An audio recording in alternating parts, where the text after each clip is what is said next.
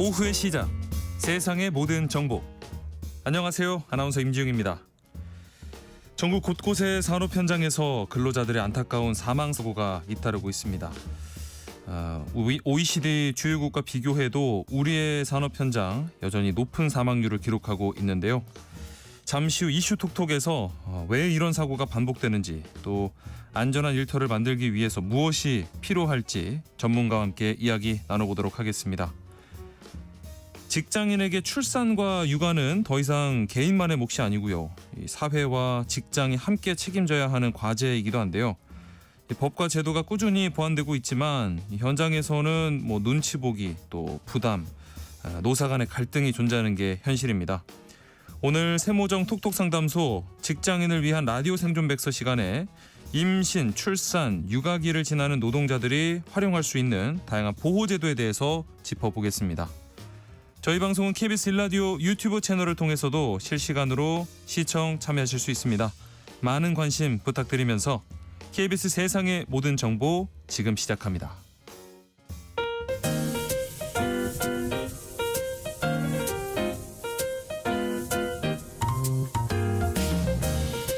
수요일엔 생활 밀착형 경제 뉴스를 전해드립니다. 하프타임 뉴스, 이 시각 주식시장 상황부터 전해드리겠습니다. 장현재 시황캐스터 연결돼 있습니다. 안녕하십니까? 안녕하세요.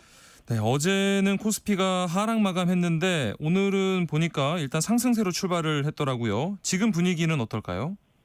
네, 오늘 우리 시장 전반적으로 쉬어가는 장세가 나타납니다. 내일 새벽 미국 대장주죠. 엔비디아의 실적 발표를 앞두고 숨고르는 모습인데요. 현재 코스피 강보합권입니다. 3,182포인트에서 전개되고 있고요. 수급적으로는 오늘은 외국인과 기관 양 매도를 보여주고 있습니다. 예. 외국인이 2,807억 원 팔아내고 있고 기관 역시도 391억 원 매도 우위 기록 중입니다. 현재 개인만 홀로 2,569억 원 순매수하고 있습니다. 시가총액 상위 종목단에서는 다시 조선과 원전주가 반등하고 있습니다. 네. 어제는 한미 정상회담 이후에 이쪽에서 차익 실현 물량들이 나왔었는데요. 예. 하루 만에 낙폭 회복하는 모습입니다.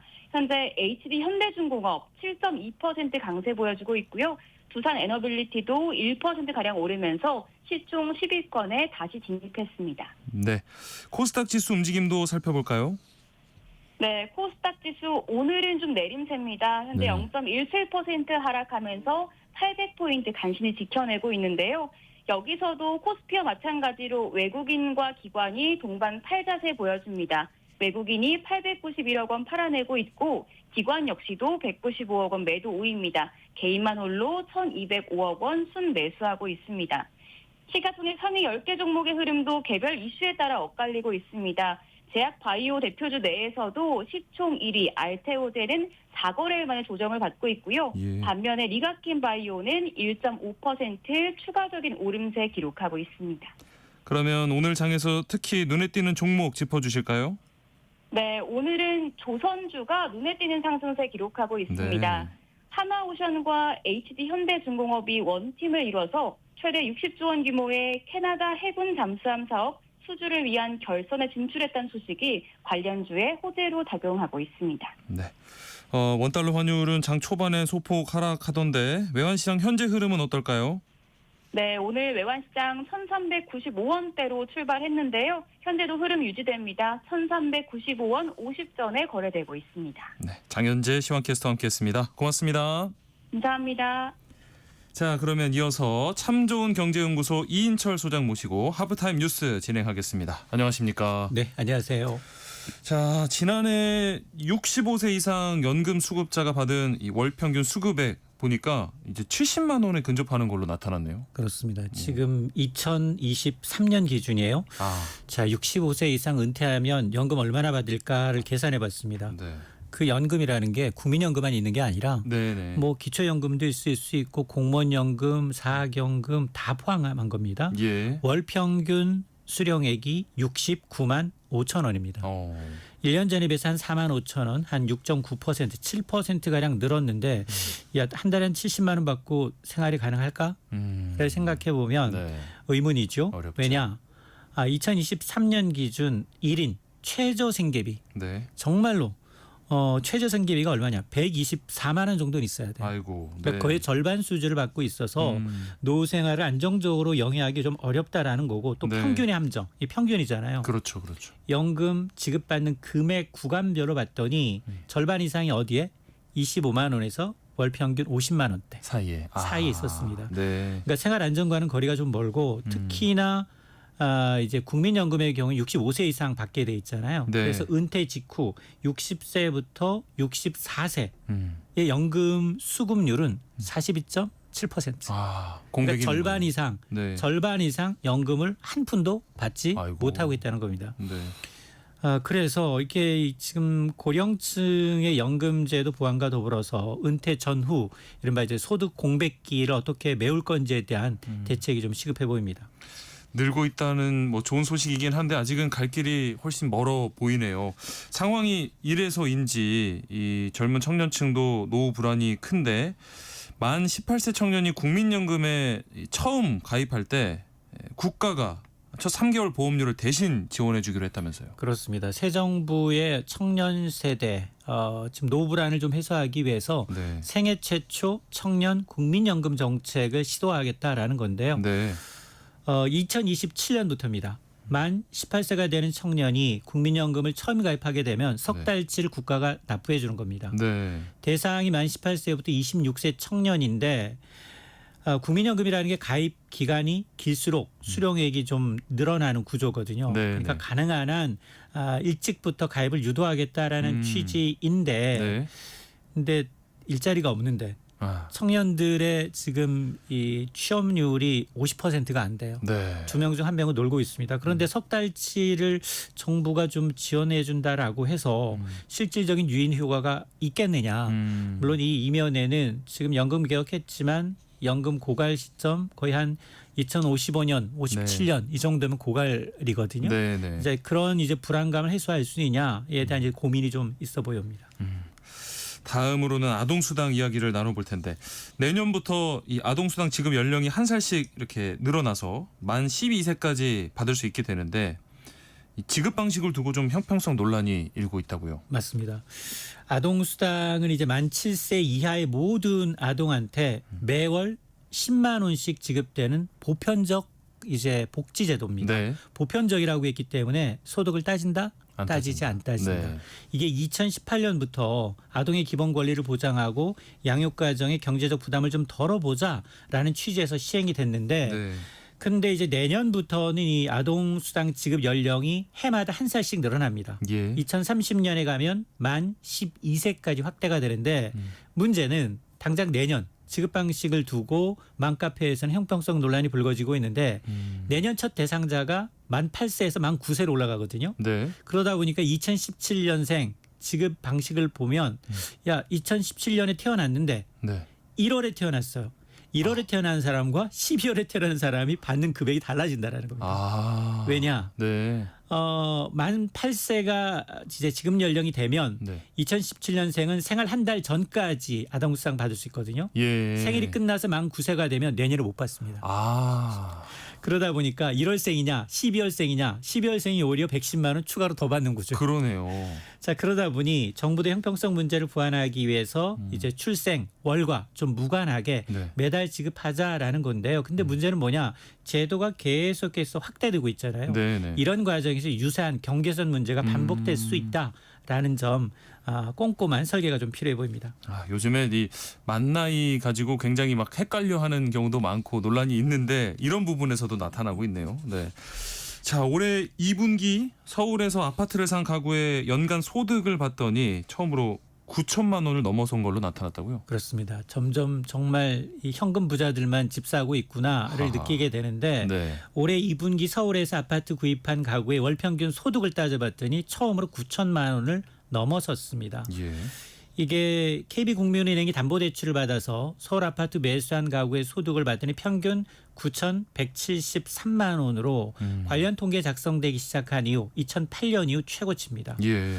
그러면 그들 어떤 집을 구매를 했을까? 네. 이 서울에서 집장만한 아파트 중위 가격, 가장 비싼 가격에서부터 가장 저렴한 가격의 중간값이 네. 9억 7천만 원짜리 집. 9억 7천만 원. 9억 네. 7천만 원짜리 집이었는데 네. 이게 그러면 이 월평균 소득 대비 과연 9억 7천만 원짜리 집을 사기 위해서 얼마나 모아야 되느냐. 아하, 네. 소득 대비 주택 가격 비율이라고 하는데요. 네. 10.6년. 아, 그러네요. 10년 이상 가구 연소득을 한 푼도 안 쓰고 10년 이상 모아야만 서울에서 내 집 마련이 가능하다라는 거고요. 네. 뭐 경기도 인천의 경우에도 가구 소득이 각각 6천만 원, 5천만 원대 수준이어서 네. 정말 서울에서 내 집 마련하기가 진입 장벽이 점점점 높아지고 있다라는 겁니다. 아, 한 푼도 안 쓰고 모아도 10년 넘게 모아야 집 한 채를 마련할 수 있다. 아, 이렇게 서울 아파트 가격은 계속해서 오르고 있는데 그러다 보니까 서울 아파트 한 채 가격이면 전국 다른 지역에서는 2.6채, 두 채 사고도 남아요. 맞습니다. 격차가 점점 벌어지는 것 같아요. 맞습니다. 서울 아파트 가격이 이제 정균 아파트 평균보다 2.6배나 비싸져서 네. 17년 만에 최대 격차가 벌어졌습니다. KB국민은행이 이제 7월 기준 서울 아파트의 평균 매매 가격은 한 14억 원, 네. 전국 평균은 5억 3천만 원이었습니다. 아, 서울 아파트 한 채 팔면 지방의 아파트 2.6채를 살 수 있는 셈인데요. 네. 이 격차가 이제 2015년만 하더라도 1.8배, 2배가 채 안 됐거든요. 네. 점점점 올라가고 있는데 서울엔 집중 현상이 더 심화되고 있어요. 일자리 찾아. 그러다 보니까 수요가 굉장히 편중되고 있죠. 네. 그런데 이 지방 시골의 경우에는 오히려 인구가 더 줄고 있거든요. 네, 네. 이런 인프라가 좀 열악하다 보니까 앞으로도 아마 이런 이 지금 지방과 수도권의 부동산 양극화, 아파트 가격 양극화 현상은 더 커질 가능성이 높습니다. 네. 자, 그런 가운데 올해 1분기 이 임금 근로자 일자리 수가 관련 통계 집계 이래 지금 가장 적게 늘어난 걸로 나타났는데 특히 청년층 일자리가 가장 많이 줄었다고요. 맞습니다. 네. 경기 어렵다라고 하는데 통계가 지금 뒷받침되고 있는데요. 통계청에 따르면 올해 전체 일자리는 한 1년 전에 비해서 15,000개 늘어나는 데 그쳤습니다. 네. 그래서 산업별로 봤더니 건설업에서 무려 15만 4천 개 일자리가 줄어서 역대 최대 감소폭을 기록하고 있고요. 예. 제조업 일자리도 12,000여 개 감소했습니다. 도소매 일자리도 도소매는 주로 이제 내수와 관련이 있거든요. 네네. 8,000개 줄어들어서 처음으로 마이너스입니다. 아. 연령대별로 보게 되면 20세 이하 청년층의 일자리가 16만 8천 개가 감소해서 역대 최대 감소폭을 기록하고 있는데요. 네. 그러니까 이제 경기가 어려워지게 되면 가장 먼저 신입사원 채용을 좀 줄이고 있는 게 아니냐라는 아하. 거거든요. 네. 내수 부진과 투자 위축이 이어지다 보니까 고용 창출 능력이 크게 좀 악화되고 있다. 따라서 이제 청년층의 경우는 맞춤형 고용 대책 마련이 좀 시급해졌습니다. 네. 아, 이렇게 일을 하고 싶어도 할 수 있는 자리가 줄고 있다는 게 너무나 앞이 좀 깜깜하다는 느낌이 듭니다. 요즘에 우리 뭐 K 콘텐츠 인기가 굉장하잖아요. 그런데 이런 인기 덕분인지 해외 관광객들이 국내에서 카드 사용하는 이 금액 이게 사상 최대를 기록했다면서요? 맞습니다. 이 K-팝 데몬 헌터스가 열일하고 있습니다.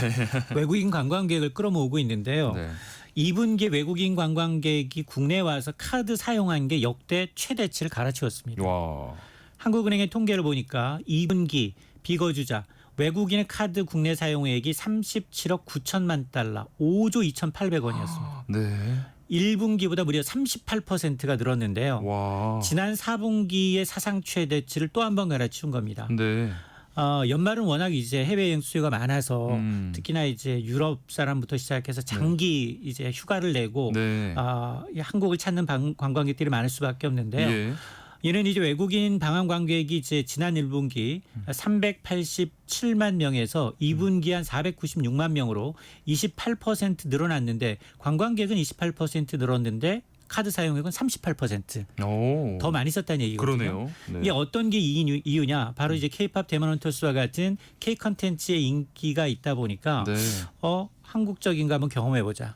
갓도 한번 써보고 라면도 먹어보고 아하하. 김밥도 줄치에 싸서 먹어보고 그렇죠. 이런 걸 시험해보겠다는 거예요. 네. 자 그러다 보니까 아마 이런 K 컨텐츠 열풍이 관광의 소비 확대, 내수 회복에 좀 기여하고 있다라는 걸 감안하게 되면 우리가 이런 걸 좀 어떻게 부가가치화해서 네. 외국인 관광객이 지갑을 좀 열도록 하느냐, 머리를 좀 쓸 필요가 있어 보입니다.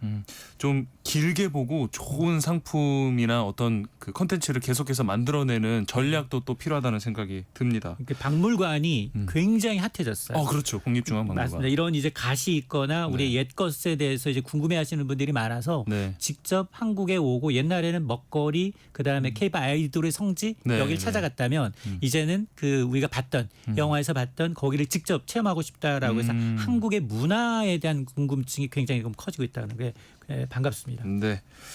자, 최근에 이 박람회 현장에서 어떤 뭐 사은품을 이렇게 미끼로 충분한 설명 없이 보험 가입을 유도하는 이 불안전 판매가 급증하고 있다고요. 맞습니다. 지금 최근 이 박람회 현장에서 사은품, 상품권 줍니다라는 걸 이제 미끼로 해서 네. 보험 가입을 유도하는 이른바 불안전 판매가 급증해서 금융감독은 이제 소비자 경보를 발령했는데요. 박람회가 너무 많아요. 네. 결혼 박람회, 육아 박람회, 반려동물 박람회도 있습니다. 예, 맞습니다. 그러다 보니 신혼부부나 일반 고객한테 충분한 설명 없이 보험을 권유하는 사례가 많아지고 있다라는 의미인데요.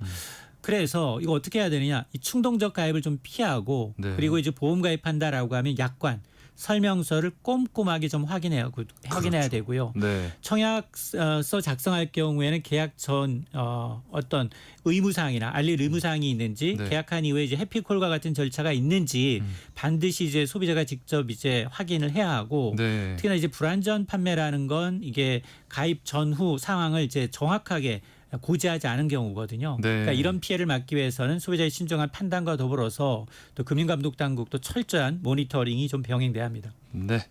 하프타임 뉴스 오늘 여기까지 하겠습니다. 참 좋은 경제연구소 이인철 소장과 함께했습니다. 고맙습니다. 네, 고맙습니다. KBS 라디오 세상의 모든 정보 함께하고 계신 지금 시각은 12시 36분입니다. 이 시각 교통정보 알아보겠습니다. 점심시간에 접어들면서 도로 정체는 돌발 구간 중심으로 이어지고 있습니다. 부산 외곽고속도로 창원 쪽으로 진영 1터널 출구부 1차로에는 화물차가 고장으로 서 있고요. 평택 시흥고속도로 평택 쪽으로 남한산 분기점 부근 1차로에서도 고장난 차를 처리하고 있습니다. 경부고속도로 부산 쪽으로는 한남부터 서초 사이와 더 가서는 남사 진위에서 남사 사이로 정체입니다. 그 후로 안성분기점 부근 갓길에서는 사고를 처리하고 있습니다. 영동고속도로 강릉 쪽으로는 용인에서 양지터널 사이로 지나는 차량들이 많고요. 동해고속도로 삼척 쪽으로 인구 부근 2차로에서는 장애물을 처리하고 있습니다. 서울 시내 올림픽대로 하남 쪽으로 잠실대교를 앞두고는 4차로에 고장난 차가 서 있습니다. 신월 여의 지하도로 서울 방면으로 신월 부근 1차로에서는 사고를 처리하고 있습니다. KBS 교통정보센터에서 김민희였습니다.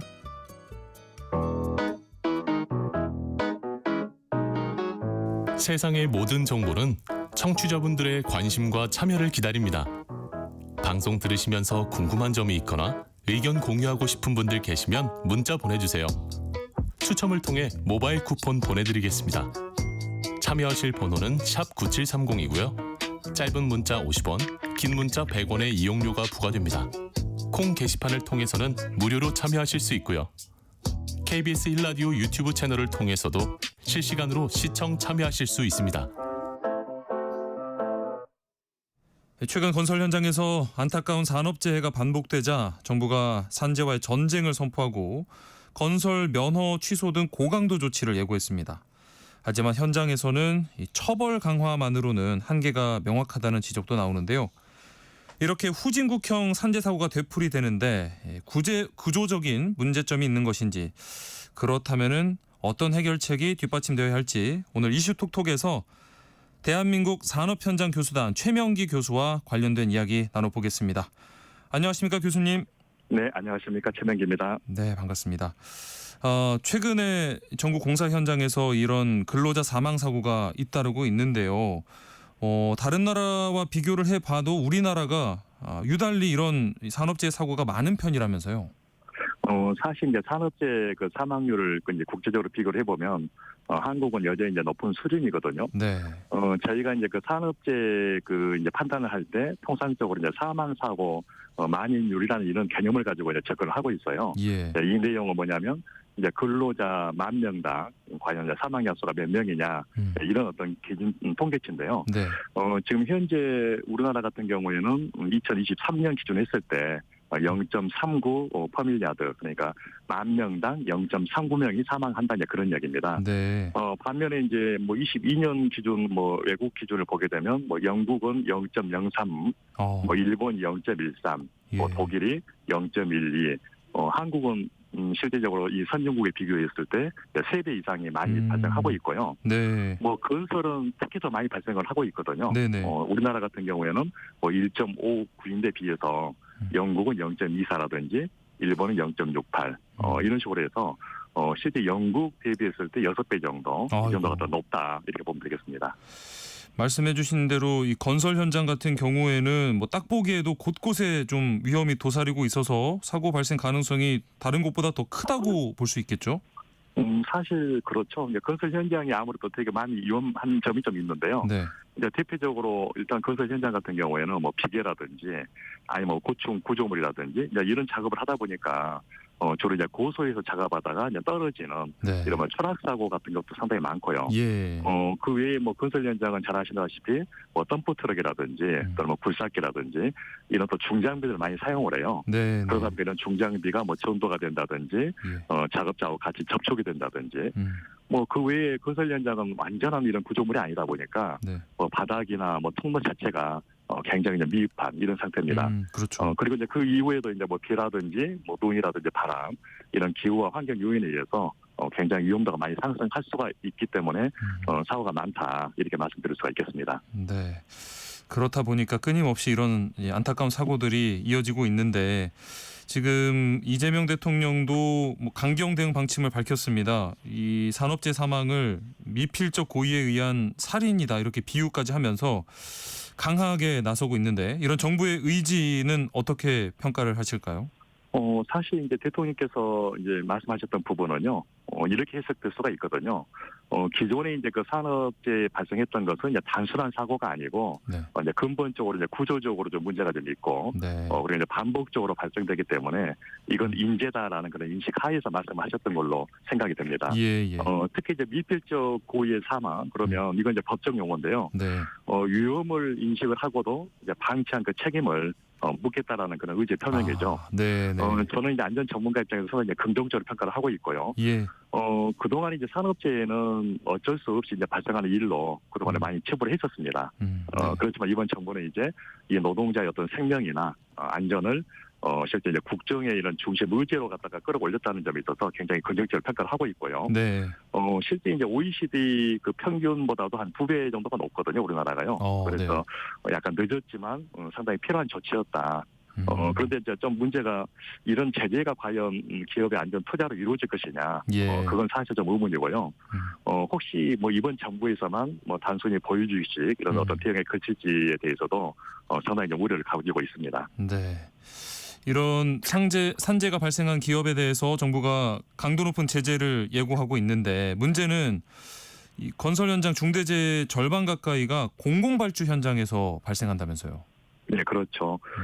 실제 이제 중대재해 절반이 이제 공공 발주에서 이제 발생하고 있고요. 예. 이제 이런 이유는 제도적으로 좀 약간 허점이 좀 있고요. 네. 이제 구조적으로 좀 모순을 이제 드러낸다고 또 봐야 되는데요. 실제 이제 사망자 수는 공공보다는 민간에서도 발생이 더 많이 됩니다. 네. 그렇지만 부상자는 이제 민간보다는 공공에서 많이 발생이 되고 있고요. 예.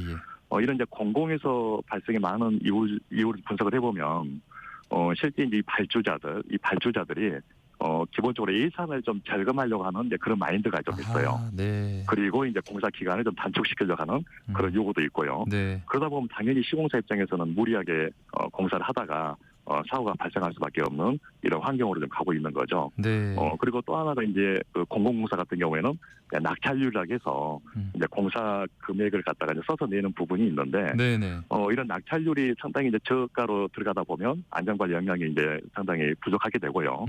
이에 의해서 사고도 발생될 수밖에 없는 그런 어떤 환경적 요인을 가지고 있습니다. 결국에는 이 비용, 돈 때문에, 그러니까 뭐 저가 수주 경쟁이 산업재 사고를 부르고 있다, 이렇게도 해석이 될 것 같은데요. 어떻게 보실까요? 네네, 그렇죠. 결국은 가격이 이제 안전을 갖다가 이제 잠식한다 이렇게 말씀드릴 수가 있는데요. 네. 시공사 입장에서는 이제 공사비가 상당히 부족하거든요. 그러다 보면은 당연히 공사비 절감을 위해서 네. 안전 쪽에 이제 투자를 별로 안 하게 되는 거죠. 예. 그러면서 이제 안전관리 부실에 의해서 이제 사고가 계속해서 발생되는 이런 상황을 갖고 가게 되는데요. 지금 이제 건설 현장은 대부분은 전부 다 이제 최저가 낙찰제에 의해서 많이 운영이 되고 있어요. 네. 그러다 보니까 이제 인력이라든지 뭐 장비를 축소하게 되고요. 그러면서 이제 안전관리 노출로 가게 되고, 또 이런 부분 하에서 이제 불법 지하도급 이런 하청이나 지하청 구조로 가게 되면서 예. 결국 이제 안전관리 사각지대가 이제 발생되는 이런 상황입니다. 결국은 뭐 싸게 공사를 따고 네. 그리고 빨리 끝내라 이런 관행이 지속이 된다고 하게 되면 아무리 처벌을 강화한다 할지라도 현장에서 안전은 뒤로 밀릴 수밖에 없게 되겠죠. 그렇죠. 우리나라 이 발전 과정에서도 보면 빨리빨리 문화 덕분에 빠르게 성장은 할 수 있었지만 그 사이에 이런 뭐 중대 재해들도 많이 발생하고 사고가 많이 일어났던 것 같아요. 피해 희생이 많았던 것 같은데 그런 네네. 것이 아직까지도 좀 남아있지 않은가 하는 생각이 듭니다. 그렇죠. 결국은 이게 이제 그 단순 이런 최저가 문제는요. 네. 단순 비용의 어떤 절감 문제가 아니고 네. 노동자의 어떤 생명이나 안전이 이제 위협받는 네. 그런 어떤 윤리적인 문제다. 이제 그런 인식을 좀 가질 필요가 있을 것 같아요. 예. 그리고 이 건설 현장 사망 사고를 보면요, 대부분이 근로자가 50인 미만인 소규모 사업장이 많던데 인력 부족 때문에 사고가 빈번하다, 이렇게 봐야 될까요? 사실 이제 소규모 현장은 대형 건설사하고는 약간 좀 다른 체계하에서 좀 이 건설 현장이 많이 운영이 되고 있어요. 예. 뭐 대표적으로 뭐 인력도 상당히 부족한 부분도 좀 있고요. 네네. 그리고 이제 안전관리 체계라든지 어떤 기술적 한계도 좀 많이 가지고 있거든요. 예. 실제 뭐 소규모 현장을 잠깐 좀 말씀을 좀 드리면, 네. 우리가 이제 대규모 현장들은 일정 공사 금액 이상에 대해서는 안전가해자를 이제 선임하는 그런 규정이 있는데, 네네. 이런 소규모 현장은 법적으로 안전가해자를 배치할 의무가 없어요. 그러다 보니까 예. 실제 이제 안전가해자도 없고요. 네. 그리고 이제 현장 대리라고 해서 현장 소장 한 명이 여러 개의 그 현장을 담당을 하게 돼요. 네. 그래서 실제 그 현장에 대해서 이제 많은 어떤 관리를 할 수 없는 상황이 되겠고요. 예. 근로자들 같은 경우에도요, 이제 경험이 좀 부족한 이런 근로자가 많이 투입이 되다 보니까 기본적으로 지켜야 될 안전 수칙을 준수하지 않는다든지, 네. 또는 뭐 떨어졌을 때 막을 수 있는 뭐 추락방망이나 안전난간, 또는 감전 방지, 네. 이러한 어떤 안전 조치를 위한 필수 안전 시설 자체도 실제 설치하지 않는 경우가 상당히 많거든요. 예. 그리고 뭐 소규모 현장은 공간도 되게 좁고요. 그리고 이제 이게 굉장히 협소한 이런 부분이 좀 있어서 네네. 사실 뭐 위에서 낙하물이 떨어진다든지 아니면 서로 충돌이 된다든지 이런 어떤 다양한 그런 위험 요인을 갖고 있는 거죠. 네. 그래서 결국은 이 소규모 사업장에 대한 접근은 실질적으로 이런 어떤 그 불안전한 이런 상황, 이걸 해소하지 않는 한은 네. 계속해서 사고가 발생할 수밖에 없는 그런 환경 조건 속에서 갖다가 현장이 운영이 되고 있습니다. 제 원래 짧은 생각으로는 이제 공사 현장 규모가 크면 클수록 사고 발생이 더 많지 않을까라고 생각을 했는데 오히려 규모가 작아질수록 공간도 협소하고 어떤 그 상황 여건도 부족하다 보니까 사고가 더 많이 발생한다는 거네요. 네, 그렇죠. 결국은 뭐 근로자들 똑같은 A라는 근로자가요. 네. 대기업 현장에서 일을 하실 때는 뭐 안전모라든지 이런 안전 수칙을 어느 정도 지키시거든요. 네네. 그냥 관리를 좀 하시기 때문에. 예. 그래서 똑같은 근로자가 이런 소규모 현장에 가시잖아요. 그러면 네. 거의 안전모를 쓰지 않고 안전 수칙도 갖다 무시하는 이런 상황이에요. 그 이유는 뭐 관리의 사각지대에 있기 때문에 예. 그럴 수밖에 없는 환경이죠. 그럴수록 이런 소규모 건설 현장에 맞는 맞춤형 대책이 또 필요할 것 같은데요. 그렇죠. 사실 소규모 현장은 대형 건설사에 적용하는 이런 안전관리 기법을 적용해서는 안 되는 거고요. 네. 실제 소규모 현장에 맞는 그런 안전관리 대책이 좀 설립될 필요가 좀 있습니다. 네. 일반적으로 우리가 이제 안전관리 그러면 이제 필요한 그런 자원들이 있어요. 네. 첫 번째는 안전을 할 수 있는 사람들이 있어야 되고요. 인력. 네. 두 번째는 당연히 이제 비용이 있어야 되는 거죠. 네. 그리고 세 번째는 도대체 현장에서 어떤 게 위험한 것이냐. 이런 위험 요소를 찾아내는 이런 점검이나 위험성 평가 이런 부분이 있어야 되고요. 예. 그다음에 이제 작업자들에 대해서는 이제 교육, 안전 교육을 통해서 이제 이런 것들을 이제 그렇죠. 조지를 좀 시켜야 되는 거죠. 네. 그래서 실제 이런 소규모 현장에서는 이런 것들이 거의 다 갖춰지지 않거든요. 네. 그래서 결국은 소규모 현장이다 그러면 실제 이제 법적으로는 아직 우리가 안고 있지만 안전관리자라든지 실질적으로 또 비용에 대한 어떤 지원이라든지 네. 아니면은 실제 뭐가 위험한 것이냐 이런 부분에 대해서 지속적으로 갖다가 페트롤 점검이라든지 아니면 찾아가면서 안전 지도를 한다든지 이런 대책도 또 필요하고요. 네. 실제 가장 또 중요한 것은 아무리 가서 기술 지도를 하고 점검을 한다 할지라도 지키지 않으면 소용이 없거든요. 그렇죠. 그래서 이렇게 이제 지키지 않는 현장에 대해서는 작업 중지, 특히 이제 작업 중지가 굉장히 크게 이제 처벌보다는 더 큰 어떤 효과를 가지고 있습니다. 네. 그래서 이런 작업 중지 시킨다든지 이런 어떤 실질적인 제재 수단도 좀 필요할 것이다 이렇게 생각이 되죠. 네. 그리고 이 안전관리의 책임은 결국 발주자에게 있다 이런 지적도 있는데 지금 발주자는 처벌 대상이 아닌 거죠? 네, 그렇죠. 지금 산업안전보고법상에서 발주자는 이제 건설공사 발주자라는 그런 어떤 직위를 갖고 있기 때문에 네. 도급위로 보지를 않거든요. 그러다 보니까 이제 발주자에 대해서는 이제 처벌 자체가 그렇게 되고 있지 않고요. 예.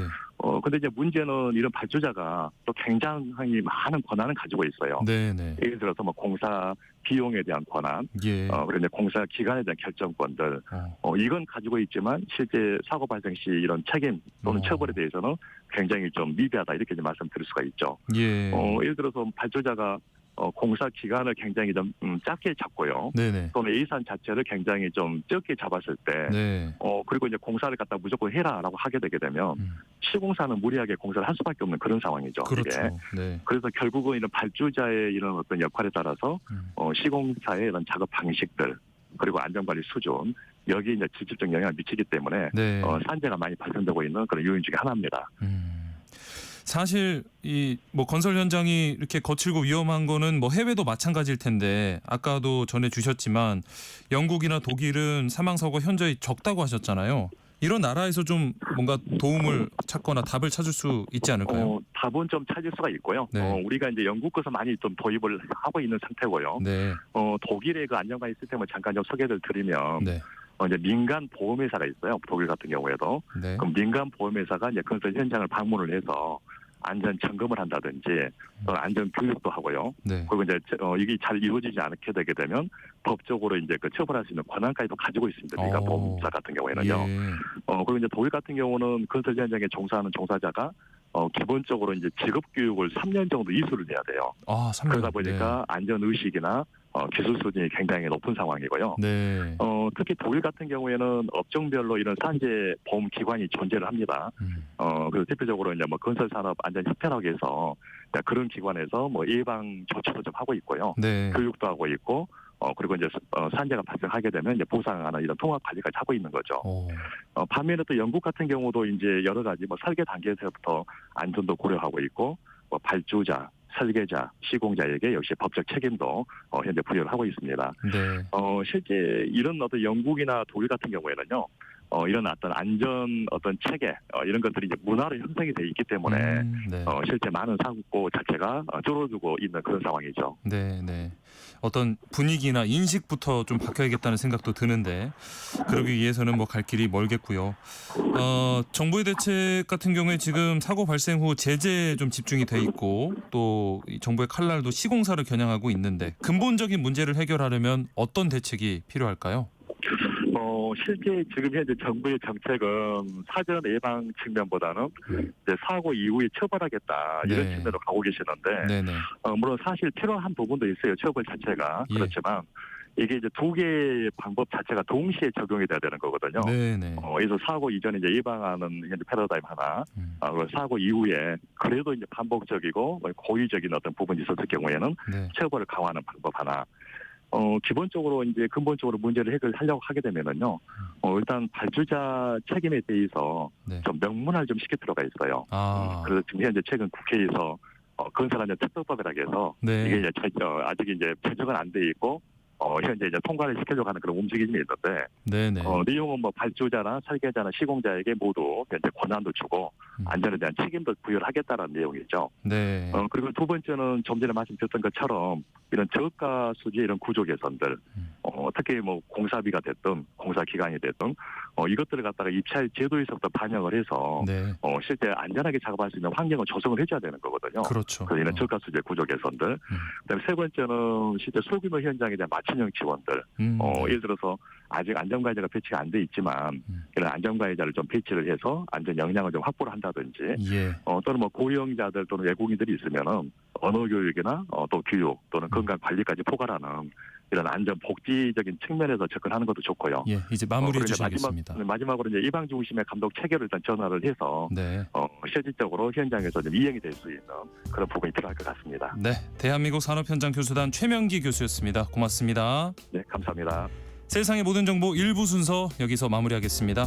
2부에 다시 찾아오겠습니다.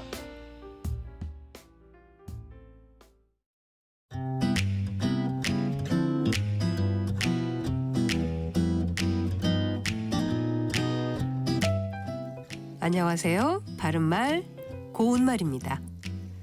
우리 고유어 용언 중에 멀다라는 말이 있는데 이것은 동사로 쓰이기도 하고 형용사로 쓰이기도 합니다. 동사로 쓰일 때는 시력이나 청력 따위를 일탈한 뜻도 있고 비유적으로 쓰이면 어떤 생각에 빠져 판단력을 일탈을 뜻하기도 하지요. 후자의 경우 그는 돈에 눈이 멀어 범죄를 저질렀다. 그들은 사랑에 눈이 멀었다. 같이 말할 수 있습니다. 반면에 형용사인 경우엔 가깝다의 반대말입니다. 우리말 속담에 먼데 단 냉이보다 가까운데 쓴 냉이라는 말이 있는데요.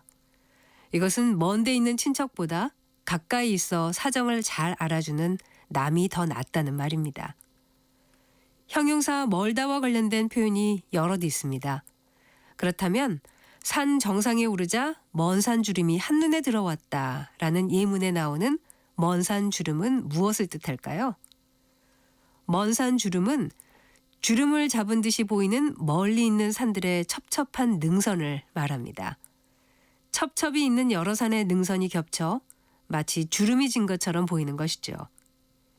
시장에 가면 생활비를 마련하기 위해 먼 산 나무를 내다 파시는 할머니들을 종종 볼 수 있습니다. 여기서 먼 산 나물은 먼 산에 가서 나무를 캐거나 뜯는 일 또는 그 나무를 뜻합니다. 또 이와 마찬가지로 먼 산에 가서 뗄나무를 마련하는 일 또는 그 뗄나무를 가리키는 것은 먼 산 나무입니다. 지금까지 바른말 고운말 아나운서 국혜정이었습니다.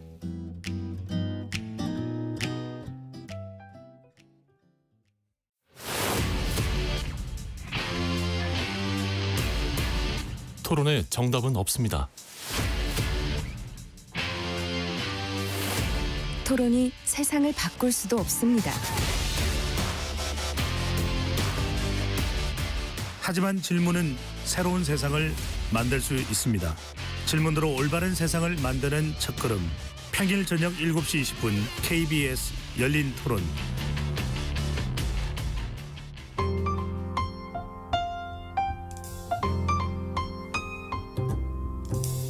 어떤 하루 보내고 계신가요? 눈코 뜰 새 없이 바쁘게 지나가는 한 주. 따뜻한 시선으로 하루를 마무리합니다. 당신을 위한 지식 쉼터. 오늘 밤 일라디오. 월요일부터 금요일 매일 밤 10시 5분에 시작합니다.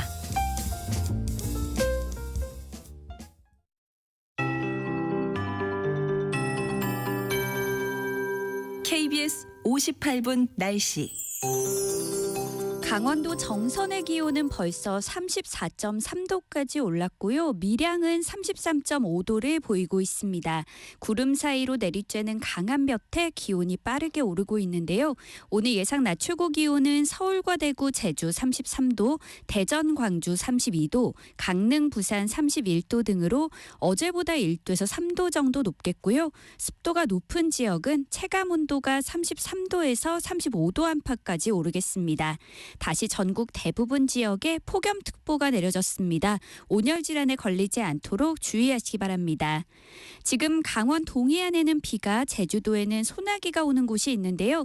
특히 제주 서귀포에는 시간당 20mm 안팎의 매우 강한 소나기가 쏟아지고 있습니다. 오늘 대부분 지역에 가끔 구름이 많이 끼겠지만 동해안은 동풍의 영향으로 저녁까지 비가 오는 곳이 있겠습니다. 예상 강수량은 강원 영동이 5mm 안팎, 강원 산지와 경북 북동 산지, 경북 북부 동해안은 5에서 20mm 정도가 되겠고요. 충북과 경남, 제주도는 대기가 불안정해서 저녁까지 벼락과 돌풍을 동반해 5에서 40mm 정도의 소나기가 오는 곳이 있겠습니다. 현재 서울의 기온은 28.6도입니다. 송소진입니다.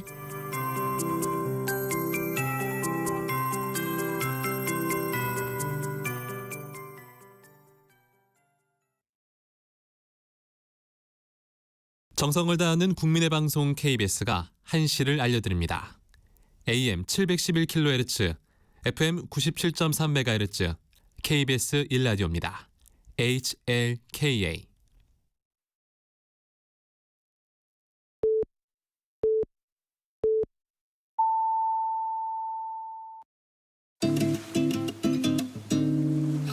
나른한 오후를 책임질 영양 만점 지식 비타민.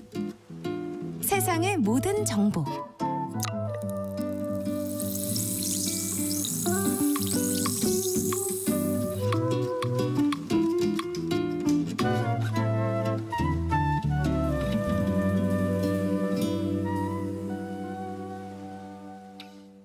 세상의 모든 정보 2부 시작합니다. 2부에서는 정치 국제 이슈를 전해드리는 오늘의 뉴스와 또 청취자 여러분들의 작은 궁금증도 신속 정확하게 해결해드리는 세모정 톡톡 상담소 수요일 코너로 직장인을 위한 라디오 생존백서 시간이 기다리고 있습니다. 오늘은 직장에서는 여전히 눈치 보기와 갈등이 남아있는 임신, 출산, 육아기 노동자들이 활용할 수 있는 보호제도 얘기 나눠보려고 합니다. 오늘 주제와 관련해서 궁금한 점 있으시면 저희가 상담도 해드리고 또 5분께는 추첨을 통해서 모바일 햄버거 쿠폰도 보내드리니까요.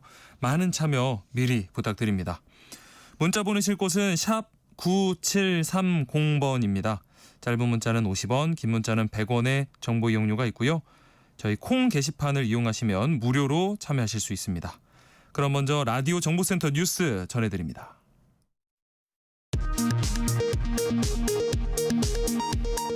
이재명 대통령이 3박 6일간의 방일 방미 일정을 마치고 귀국길에 올랐습니다. 이 대통령은 마지막 일정으로 한미 조선 협력의 상징인 필라델피아의 필리 조선소를 방문해 한국이 미국 조선업 부활에 기여할 것이라고 밝혔습니다. 트럼프 미국 대통령은 한미 양국의 무역 합의와 관련해 문제가 있었지만 한미 정상회담에서 최종 해결됐다고 거듭 강조했습니다. 윤석열 정부 국정 2인자 한독수 전 국무총리에 대한 구속영장 심사가 오늘 열립니다. 내란 우두머리 방조 등 혐의인데 구속 여부는 이르면 오늘 밤 결정됩니다. 국민의힘 권성동 의원이 정치자금법 위반 혐의를 받는 피의자 신분으로 김건희 특검팀에 출석했습니다. 권 의원은 결백을 주장했습니다. 국민의힘 장동혁 신임 당대표는 국립현충원 참배로 공식 일정을 시작하고 결단이 필요한 시점이라면 결단을 할 것이라고 밝혔습니다. 당대표 경선에서 낙선한 조경태 의원은 윤호개인 세력이 존재하는 한 내란당의 오명을 벗기 어려울 것이라고 밝혔습니다. 지금까지 라디오 정보센터 뉴스 정원나였습니다.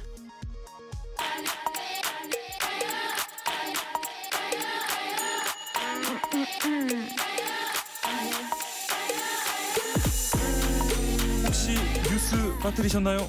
한낮에 전해진 소식들 꼼꼼히 정리해드리겠습니다. 오늘의 뉴스 조현정 시사평론가와 함께합니다. 안녕하십니까? 네, 안녕하세요. 자, 한미 정상회담을 마친 이재명 대통령이 한미 조선업 협력을 강조하는 행보로 이 필라델피아의 한화 필리 조선소를 방문했죠. 네. 이 마스가 프로젝트, 그러니까 트럼프가 원래 내세우는 미국을 다시 위대하게 이거는 마가 프로젝트잖아요. 네. 여기다가 쉽빌딩이라는 걸 넣어서 마스가, 그러니까 한미 협력해서 미국의 조선업을 다시 위대하게라는 슬로건을 우리가 만든 거였고 네. 이 마스가 프로젝트가 한미 관세 협상 과정에서 핵심 역할을 했었잖아요. 그렇죠. 네. 그러다 보니까 이게 어느 순간 한미 협상의 상징성을 가지게 된 심볼이 된 그런 모습이 됐어요. 네. 한화 필리조선소는 필라델피아에 위치해 있는데 한화가 인수했습니다. 예. 우리나라 조선 기업이 미국 현지 조선소를 인수한 첫 사례예요. 네. 여기를 방문함으로써 우리 정부가 한미 간의 조선업 협력을 확대하는 것에 이만큼 의지가 있다라는 걸 피력하는 거겠죠. 네.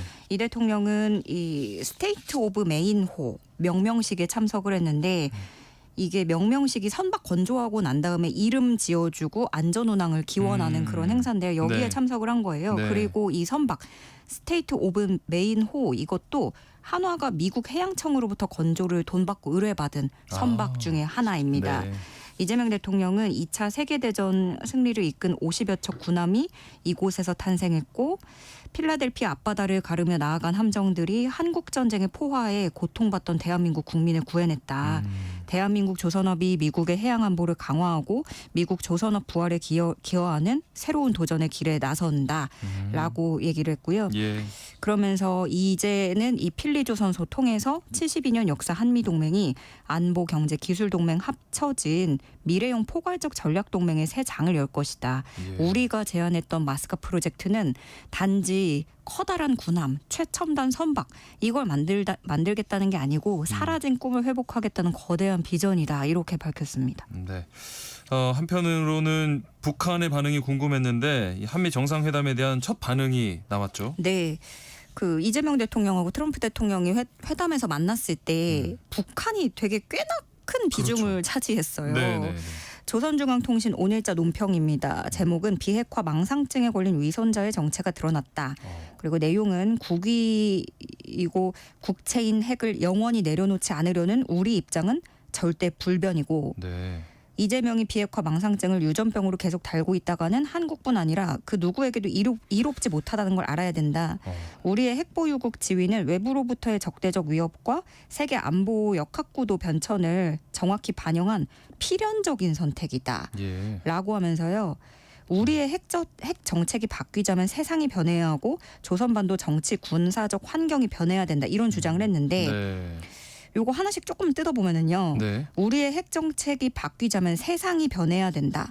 이거는 조건을 제시한 거예요. 아하. 너희가 조금 달라지면은 우리도 달라질 수 있다. 근데 네. 요런 멘트는 2022년에 김정은이 거의 같은 말을 아하. 했었습니다. 네.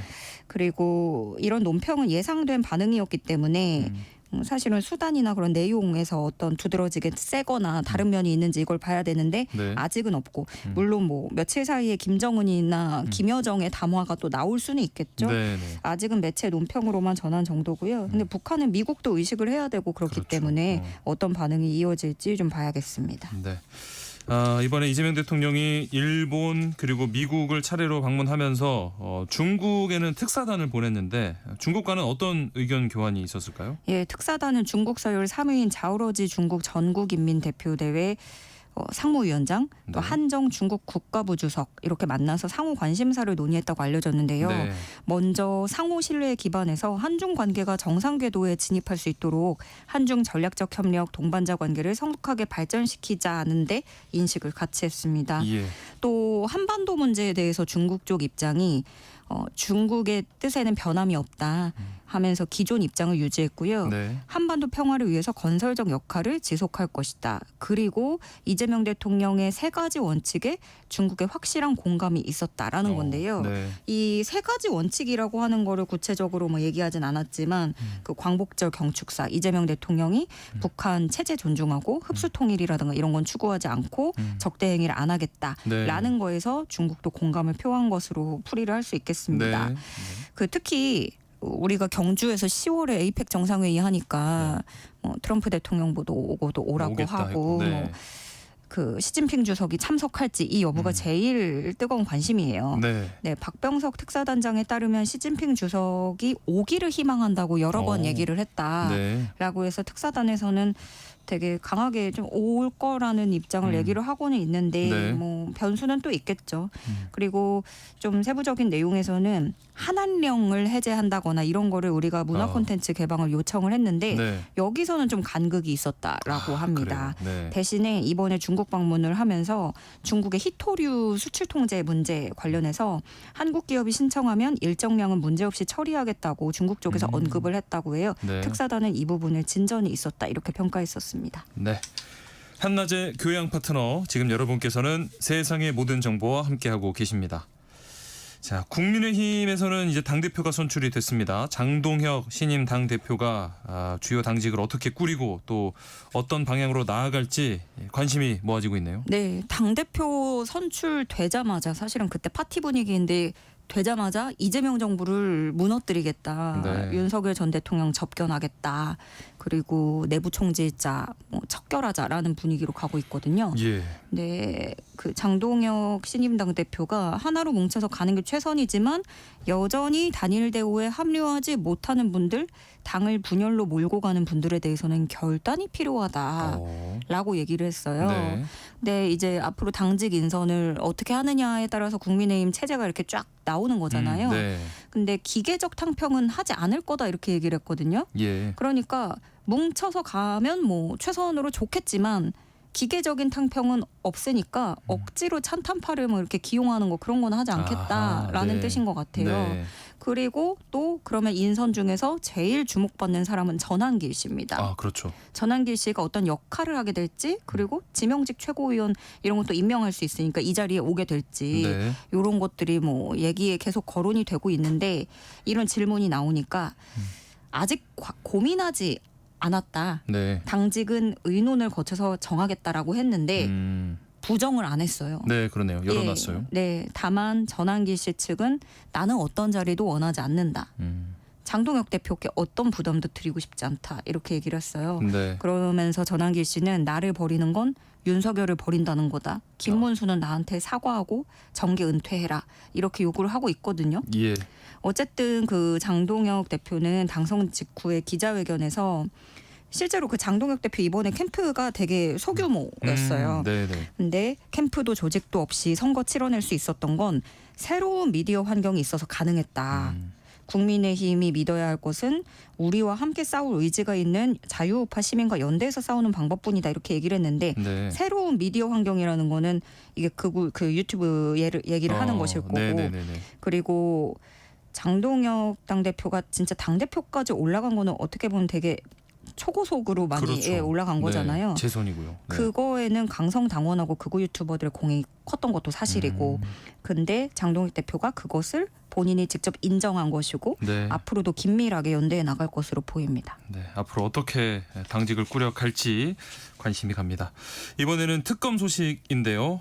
한덕수 전 국무총리가 윤석열 전 대통령 계엄 선포를 방조한 혐의로 오늘 구속 갈림길에 섭니다.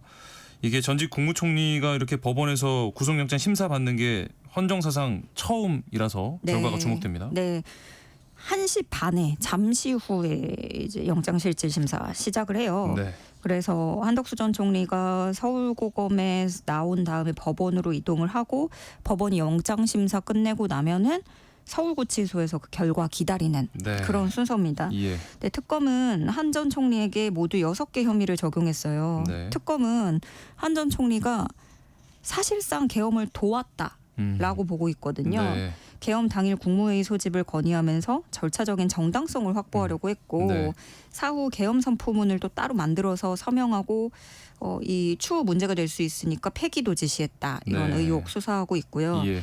만약에 한 전 총리 구속이 되면은 지금 국정 1인자였던 윤 전 대통령, 2인자였던 한 전 총리, 여기에다가 이상민 전 장관까지 아하. 같은 구치소에 모두 수감이 되는 건데 네. 결과는 이르면 오늘 밤쯤 나올 걸로 보입니다. 구속이 된다면 특검에서는 뭐 관련 수사도 잘 탄력을 받겠죠. 예. 얼마 전에 박성재 전 법무부 장관 등 압수수색했잖아요. 그렇죠. 그럼 그런 다른 국무위원들에 대한 수사도 뻗어나가면서 네. 속도를 낼 수 있겠고 반면에 기각이 되면 뭐 잠시라도 수사 동력이 약화할 가능성도 배제할 수 없습니다. 네. 자, 그런가 하면 김건희 특검팀은 지금 오전부터 권성동 국민의힘 의원을 불러서 조사하고 있죠. 네.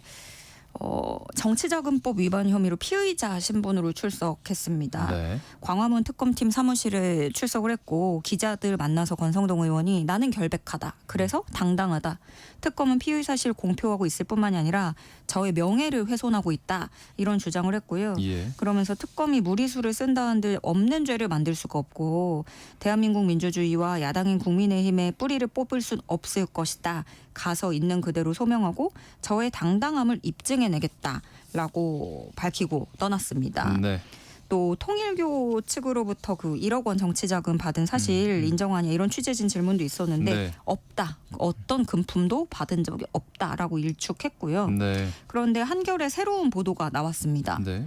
권성동 의원이 차명폰을 이용해서 통일교에 그 선물을 줬다고 하는 그 윤 전 본부장 네네. 하고 여러 차례 통화한 정황을 특검팀이 포착을 했다는 거예요. 예. 그 압수수색 과정에서 휴대전화 한 대를 차에서 확보한 게 있는데 네. 이 휴대전화는 권성동 의원 보좌진 명의로 돼 있었고 아하. 근데 비상계엄 이후에 이 윤 전 본부장 통일교 측 윤 전 본부장하고 네. 여러 차례 연락을 했는데 이게 비상계엄 이후니까 그 어떤 말맞추기 네네. 왜냐하면 이 차명폰으로 건진법사 전성배 씨하고도 수차례 연락한 기록을 또 확인을 했다는 거예요. 그래요. 네. 윤 전 본부장, 전성배 씨 이걸 차명폰으로 다 확인을 한 거고 네. 윤 전 본부장도 특검 조사에서 권성동 의원으로부터 연락이 와서 통화했다 이런 진술을 내놨다는 겁니다. 네. 그래서 특검은 말맞추기 증거인멸로 보는 거고요. 특검은 오늘 조사 토대로 권성동 의원을 추가 조사할지 곧바로 신병 확보 위해서 구속영장 청구할지 저울질할 전망입니다. 네. 자, 다음은 정부의 주요 국정과제 중 복지 관련 소식인데요. 능력이 없는 저소득층이 복지 혜택을 받지 못하는 이런 비극이 반복되지 않게 하려고 정부가 부양 의무자 기준을 단계적으로 폐지하기로 했다고요? 네. 사실 정부마다 역대 정부마다 여러 가지 복지 정책을 내놓고 있지만 정작 받아야 할 분들이 네. 이 사각지대에서 모르거나 이렇게 해서 못 받는 경우가 되게 많고요. 예. 이게 2014년 2월에 생활고에 시달리다가 스스로 생활 마감했던 송파 세모녀 사건. 네. 10년이 넘게 흘렀지만 되게 많은 분들이 기억을 그렇죠. 하고 있는 큰 충격을 안겼던 사건이었습니다. 네. 그 당시에 이 세 모녀가 그 와중에 또 마지막 집세하고 공과금을 남겨두고 떠났었잖아요. 예, 예. 그래서 이번에 정부가 관련해서 구체적인 복지 개혁안을 내놨는데 핵심은 부양 의무자 기준을 사실상 폐지하고 AI를 활용한 선제적 복지 체계를 구축한다라는 내용인데 네. 그 중에서 이 부양 의무자 기준을 전면 폐지한다라는 거는 그 정작 그 어르신이 나는 먹고 살기 힘들고 거의 이제 돈이 없는데 네. 정말 얼굴도 안 보는 자식이 있다는 이유로 네. 이걸 못 받는 경우가 있잖아요. 예. 이게 고질적으로 복지 사각지대 원인으로 꼽혀왔고 이걸로 고통을 호소하는 분들이 많았습니다. 네. 그래서 정부는 2027년까지 생계급여에서 부양 의무자 기준을 전면 폐지할 방침입니다. 이게 원래 고소득 고재산 부양 의무자 있을 때 수급을 제한한다 이런 예외 조항도 있었는데 그것도 없애고요. 네. 그래서 본인 상황만으로는만 여부를 판단한다는 거고요. 네, 네. 또 의료급여 같은 경우에도 이제 부양비 제도라는 게 있어가지고 실제 생활비 지원하는 가족이 없어도 지원하는 것처럼 이제 가족이 있으면 비슷해요. 내용 비슷한데 그 의료 수급 자격에서 탈락시키는 그런 제도가 있었는데 네. 이거를 2026년까지 폐지한다라는 커다란 가닥이 나왔고요. 예. 근데 생각해볼 지점은 있어요. 모든 제도가 사각지대와 꼼수의 길이 늘 있거든요. 그렇죠. 어떤 제도여도. 네. 근데 부양 의무자 부작용은 실제로 심각한 문제였습니다. 그러나 폐지를 한다고 우리가 생각을 해보면 네. 또 다르게 우려되는 점은 우회 증여를 미리 다 해놓을 수 있죠. 그렇죠. 그런 다음에 이제 나는 수급자다 이렇게 네. 해서 둘 수는 있어요. 맞아요. 네. 그리고 또 뭐 증여 받아놓고 그렇지만 또 나 몰라라 하는 자식이 있어가지고 그때는 또 받지도 못하고 뭐 이렇게 그럴 수도 있죠. 예. 근데 이런 걱정 또한 사실은 앞으로 이제 시대가 많이 바뀌어서 AI 시대의 패러다임이 바뀌고 있기 때문에 네. 전 국민 기본소득이나 보편복지로 간다면 뭐 요렇게 계층을 나누는 것도 사실은 의미가 없어지겠다 이렇게 보고 있습니다. 네. 어떤 뭐 제도도 정답이 될 수는 없다는 또 생각이 들어서 계속해서 조금씩 바꿔나가고 고쳐나가야 될 것 같습니다. 끝으로 중동 소식 살펴보죠. 지금 이스라엘과 하마스 간의 휴전 협상이 지지부진한데 이스라엘 인질 가족들이 대규모 시위에 나서고 있다고요? 네, 지금 가자 지구에 억류 중인 이스라엘 인질 50명인데 네. 이 중에 28명이 사망했다고 이스라엘 당국이 보고 있고 예. 20명 남짓 생존한 걸로 보고 있습니다. 물론 네. 또 생사가 심각하게 우려되는 인원도 있고요. 네. 그런데 아직 휴전 협상이 평행선을 달리는 거예요. 그러니까 인질 석방을 일부 하겠다 아니면 다 내놔라 이렇게 줄다리기를 하는 건데 네. 그러면서 또 동시에 이스라엘은 그러니까 휴전 협상을 논의하기 전에 가자시티를 우리가 장악하겠다라는 네. 작전도 병행을 하고 있거든요. 예. 그래서 가자시티 잡으려고 현재 주민 100만 명을 이주시키는 작업하고 있고요. 폭격도 이어가고 있습니다. 네. 가자 지구에 병원을 공습했어요. 그렇죠. 그래서 AP, 로이터, 객원 기자 등 언론인 5명도 사망을 하는 일이 있었습니다. 그래서 뭐 네타냐후 총리가 성명을 내면서 유감이다라기도 했지만 국내외 그 분노가 가라앉지 않고 있는 모습이에요. 예. 인질 가족들은 협상을 고의로 지연시키는 건 국민의 뜻과 상호 책임, 우정이라는 기본 가치에 반하는 것이다 라면서 비판하고 있습니다. 네. 오늘의 뉴스 여기까지 하겠습니다. 지금까지 조현정 시사평론가와 함께했습니다. 고맙습니다. 네, 고맙습니다.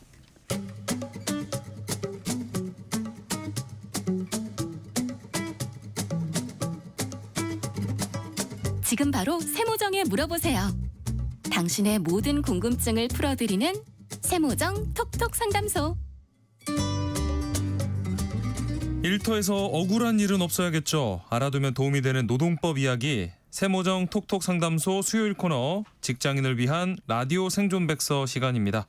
오늘도 소나무 노동법률사무소 김효신 노무사와 함께합니다. 안녕하십니까? 네, 안녕하세요. 오늘은 어떤 주제로 이야기를 나눠볼까요?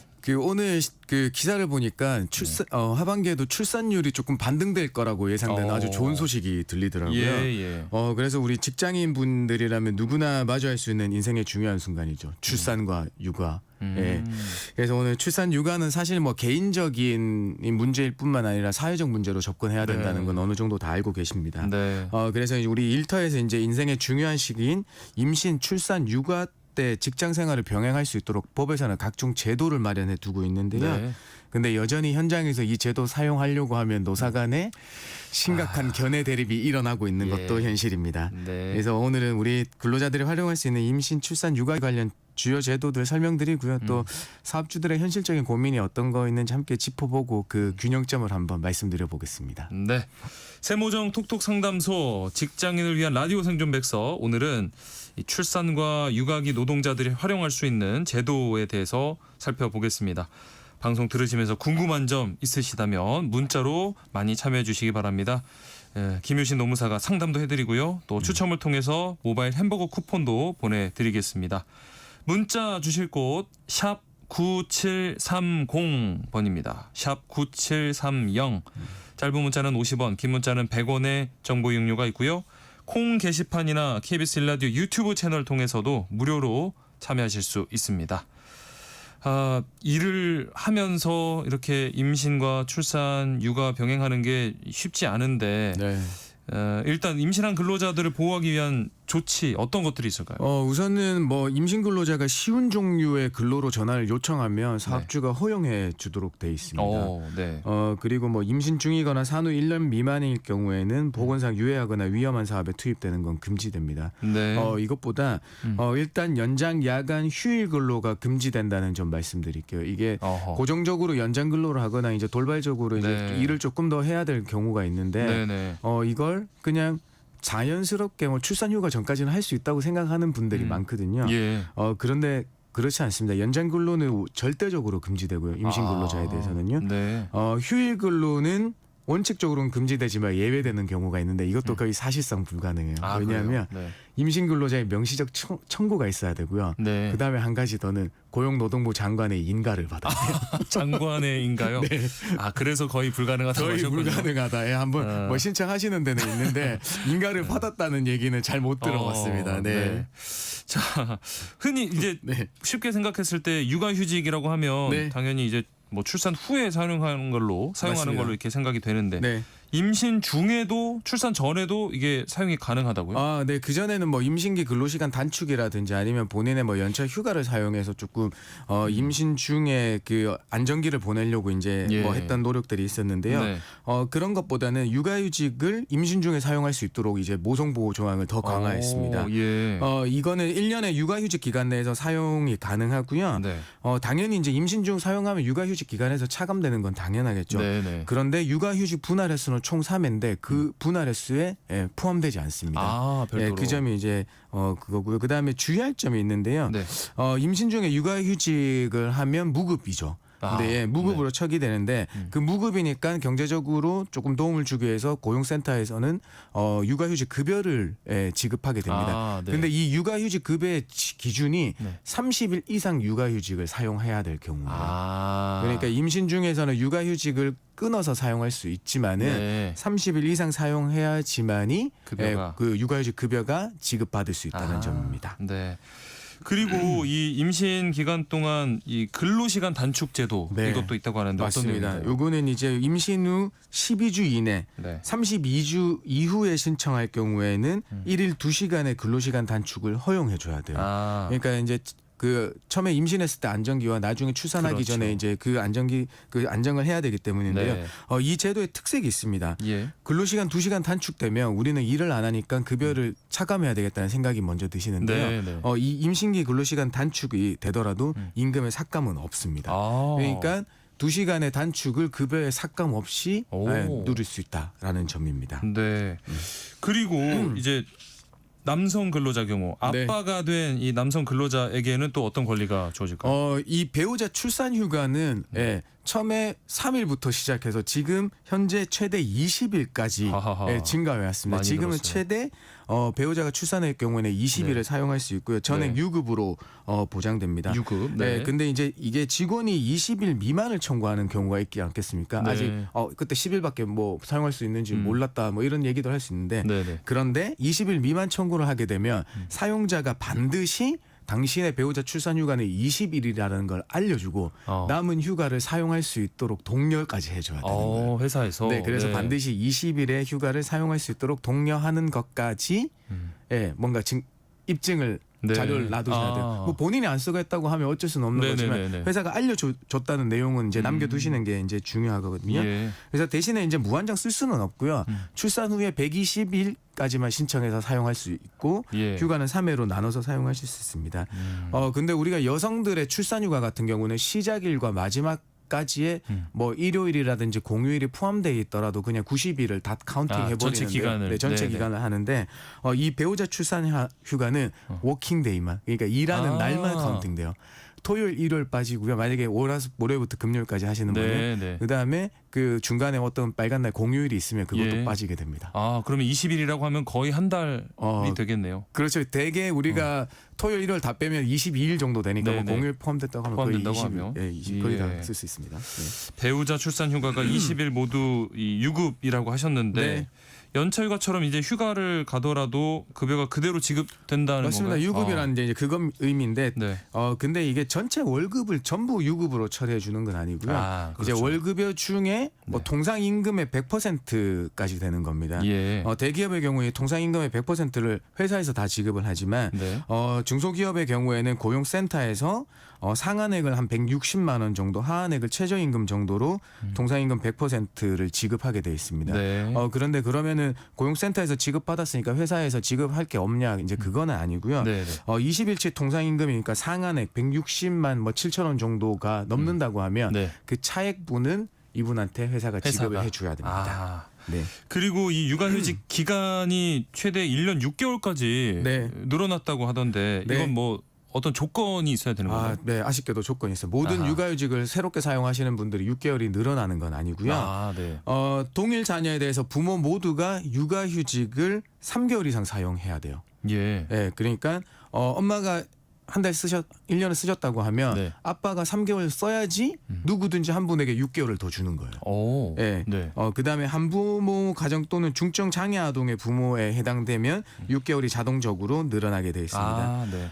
대신에 이제 육아휴직의 기본 요건이 있었습니다. 만 8세 또는 초등학교 2학년 이하 자녀를 둔 6개월 이상 근무한 남녀 직원이라는 점은 변동이 없습니다. 네. 이렇게 지금 육아휴직 제도가 점점 뭐 개선하고 발전되고 있지만 예, 현장에서는 그래도 좀 눈치가 보인다고 하는데 맞아요. 혹시 이렇게 회사에서 뭐 이렇게 허가해주는 분위기가 아니라면 어떻게 해야 될까요? 사실 이거는 신고하는 수밖에 없습니다. 왜냐하면 회사가 우리 회사는 그런 게 없어라고 하면 그런 게 있거든요. 이건 왜냐하면 법은 없을 수가 없다. 그냥 뭐 이거는 5인 이상이냐 뭐 5인 미만이냐 그런 걸 가리지 않거든요. 근로자 한 명만 있는 사업장은 무조건 모성보호 조항들은 다 적용되게 돼 있습니다. 사실 뭐 한 15년 뭐 10년 15년 전만 하더라도 퇴직금 우리 회사 퇴직금 없다 이런 얘기가 많이 있었지만 지금은 그렇지 않거든요. 퇴직금 다 있는 걸로 알고 있거든요. 그렇죠. 육아휴직 제도나 모성보호조항도 이제 그 정도의 길을 가고 있는데 아직까지도 우리 회사는 그런 거 없다라고 얘기하실 수 있으면 뭐 노동부에 익명으로 이제 신고하면 바로 사용할 수 있게 되긴 하는데요. 근데 문제는 육아휴직 복귀 후가 문제죠. 앞으로 회사 생활을 어떻게 할 거냐라는 겁니다. 그럴 것 같아요. 이게 실제로 육아휴직을 쓰려고 보면 아무래도 이제 회사의 어떤 압박이 좀 있을 수 있을 것 같은데 현실에서도 좀 그런 사례가 있을까요? 이건 뭐 데이터로 뭐 너무나 잘 나타나고 있는데요. 뭐 중소기업 육아휴직 10명 중에 3명은 복귀 후에 1년 내로 그만둔다는 사례가 있습니다. 그리고 육아휴직 관련해서 뭐 사업주의 위법적 조치, 그러니까 뭐 육아휴직 제도를 안 준다거나 그런 조치들도 신고하는 건수가 매년 크게 늘고 있다고 합니다. 그러니까 23년도에 뭐 김희상 국민의힘 의원이 노동부 자료 받아서 분석한 결과가 있는데요. 이게 육아휴직을 쓴 이후에 1년간 회사에 다니는 비율, 고용 유지율이 작년 7월 기준 68.4%밖에 안 된다고 해요. 그러니까 이거는 죄송합니다. 18년부터 60%에 계속 머물고 있다고 합니다. 결과적으로 뭐 중소기업 근로자는 5명 중 1명은 출산 휴가 후에 회사를 그만두고 나머지 10명 중에 3명은 육아휴직 중에 회사를 그만둔다. 육아휴직 종료 회사를 그만둔다고 얘기합니다. 또 불리한 처우당했다는 신고도 뭐 22년에는 59건이었지만 뭐 지난해에는 120건으로 최대 계속 늘고 있다고 합니다. 이렇게 뭐 그만두지 않는다고 해도 육아휴직을 사용하면은 뭐 승진해서 이렇게 누락이 된다거나 이런 경우도 많다고 하던데 맞습니다. 문제 제기도 쉽지 않을 것 같아요. 네, 이게 뭐 조사를 한 게 있더라고요. 또 한국여성정책연구원에서 노동부에서 의뢰해서 22년 일가정 양립 실태 조사를 한 게 있는데요. 그때 육아휴직 기간 전체를 승진 소유 기간에 산입한다는 사업체가 30.7%밖에 안 됐습니다. 아예 산입하지 않는다는 사업체도 45.6%나 돼서 이게 육아휴직하면 승진이 더뎌지는 게 회사의 절반 이상인 셈이 되겠습니다. 사실 이제 법으로 돌아가서 이건 어떻게 규정돼 있을까 보면 남녀 고용평등법에 보면 승진해서 남녀 차별해서는 안 된다고 명확히 규정하고 있어요. 그런데 한편에서 그 제재 대상은 합리적 이유 없는 차별을 말하는 거거든요. 그러니까 어쨌든 인사권 영역에 속하는 승진이나 평가 등은 현실적으로 불합리성을 입증하기가 굉장히 힘들죠. 그래서 심증은 가는데 물증이 없다라는 이 말이 딱 들어맞는 것 같습니다. 합리적 이유라는 게 굉장히 모호한 상황인데 이 늘어난 이 육아휴직 기간을 육아 기간 동안 근로시간 단축으로 또 활용할 수 있다고 하던데. 맞습니다. 사실 이제 뭐 현실은 아까처럼 승진의 불이익도 있고 뭐 더뎌지기도 하겠지만은 이런 모성보호장은 계속 확대돼 가고 있는 상황입니다. 원래 육아기 근로시간 단축은 아까 육아휴직 기간하고 동일했어요. 만 8세 이하 또는 초등학교 2학년이었는데요. 그 신청 대상 연령이 만 12세 또는 초등학교 6학년 이하로 상향 조정됐습니다. 그리고 육아기 근로시간 단축되던 육아휴직하고 별개 제도예요. 그러니까 육아휴직 미사용 기간의 2배를 사용할 수 있게 됩니다. 이제 사용할 수 있는데 최대 대신에 3년까지만 육아기 근로시간 단축을 사용할 수 있답니다. 그리고 또 분할하고 사용 최소 기간이 3개월 이상이었는데요. 지금은 일회당 최소 한 달 이상만 사용하시면 돼서 우리 애들 방학하거나 아니면 네네. 단기적 돌봄 수요 발생할 때 그때 사용 가능하실 수 있도록 해 놓았습니다.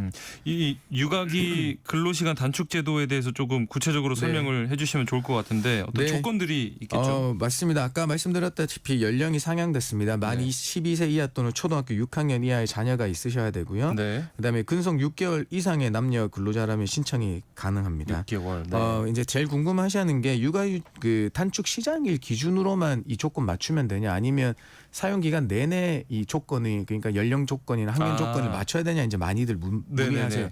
근데 요거는 신청 당시에만 조건을 맞추면 돼서 시작이 근로시간 네. 단축 중에 자라서 나이가 먹고 네. 학년이 올라가다 하더라도 계속 사용하실 수 있습니다. 아하, 네. 지금 6개월을 말씀을 하셨는데 네. 그러면 입사한 지 지금 6개월이 안 된 직원 같은 경우에는 네. 법적으로 이게 이용이 불가능한 건가요? 아니에요. 법에서는 최소한의 조건을 항상 정해놓는 겁니다. 그러니까 사업주가 법보다 더 잘해준다는 것은 국가에서 말리진 않습니다. 네, 그러니까 근속 기간이 6개월 미만이더라도 네. 근로시간 단축 신청이 가능하고요. 네. 그러니까 이 단축 신청을 했을 때 사업주가 거부해도 법 위반이 아니라는 거예요. 거부할 수는 있고. 그러니까 6개월 이상에서 거부하면 바로 법 위반이지만 6개월 미만인 분이 근로시간 단축 신청해서 거부하면 이건 법 위반이 아니다. 대신에 허용을 하더라도 그러면 받아줄 수 있다라는 거거든요. 그래서 육아기 근로시간 단축을 부여받았다면 우리 고용센터에 육아기 근로시간 단축 급여도 신청 가능합니다. 근데 사실 이게 육아기 근로시간 단축 급여나 육아휴직 급여를 고용센터에 신청할 때는 항상 고용보험 피보험 단위 기간이 180일 이상이어야 된다는 조건이 달려요. 이 조건을 충족하지 못하면 받지 못하는 수가 있습니다. 그 고용보험 피보험 단위 기간이란 건 뭔가요? 사실 이게 고용보험에 가입된 기간을 많이 생각하시는데요. 그렇지는 않고요. 이 고용보험 가입 기간 중에 보수를 받은 날들을 의미하게 돼요. 그러니까 우리가 실제 근무한 날과 주휴일이나 유급 휴일을 다 합친 날을 말씀드린다라는 겁니다. 네. 직장인을 위한 라디오 생존백서, 오늘은 출산과 육아기에 노동자들이 활용할 수 있는 제도에 대해서 이야기 나눠보고 있습니다. 궁금한 점 있으신 분들, 또 상담이 필요하신 분들 계속해서 문자 보내주시기 바랍니다. 소녀시대 데이 바이 데이 듣고 상담으로 이어가겠습니다. 소녀시대 데이 바이 데이 함께 듣고 왔습니다. 1328님께서 문자 보내주셨습니다. 회사가 우선 지원 대상 기업으로 처음으로 육아휴직을 적용받게 됐습니다. 임신 초기 중에 유산이 됐는데 혹시 유산이 되어도 이 지원 대상자가 될 수 있는지, 휴가 신청 받을 수 있는지 궁금합니다 하셨어요. 네, 있습니다. 이거는 아까 출산 휴가는 출산하면 되지만 안타까운 경우니까 우리는 유사산 휴가를 주도록 정하고 있습니다. 네. 그 유사산 휴가는 임신했던 기간별로 휴가 일수가 조금 차등화돼 있거든요. 네, 요거는 포털에 검색하시면 바로 나오니까 한번 검색해 주시길 바라겠습니다. 네, 받을 수 있다고 합니다. 네. 3631님, 피부관리사 개인 사업자이신데 출산한 지 5개월 됐습니다. 육아휴직 급여 받을 수 있을까요? 고용보험도 가입했거든요.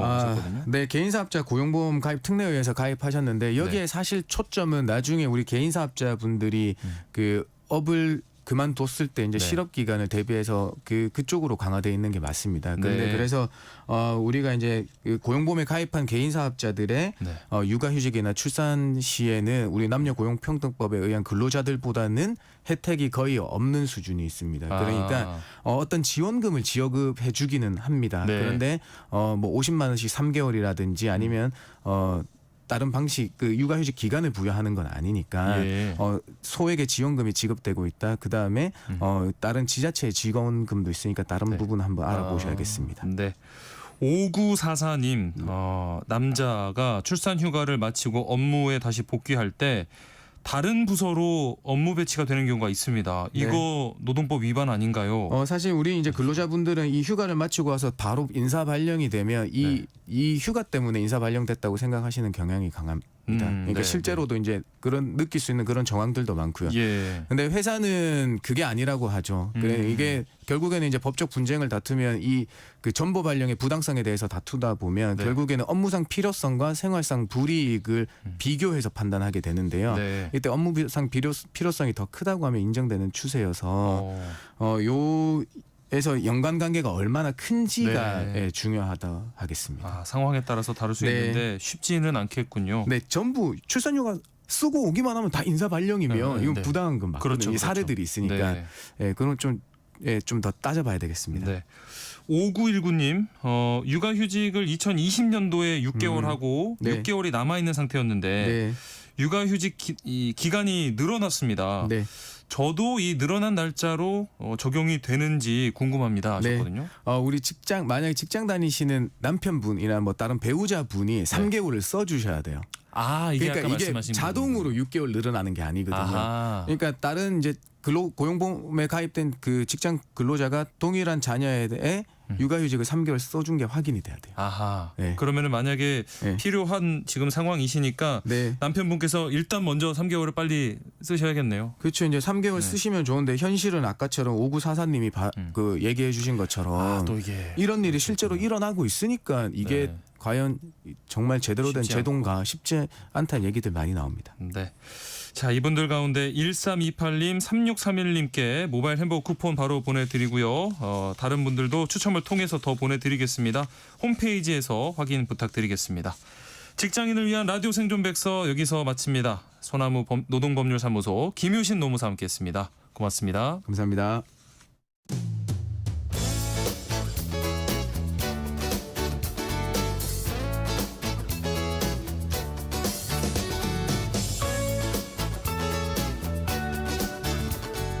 청취자 여러분의 책장을 알차게 채워드리는 이다혜 북마크. 오늘도 시내21 이다혜 기자 나와 있습니다. 안녕하십니까? 네, 안녕하세요. 자, 이번 주는 작가 한 사람의 작품 세계에 대해서 이야기해보는 시간입니다.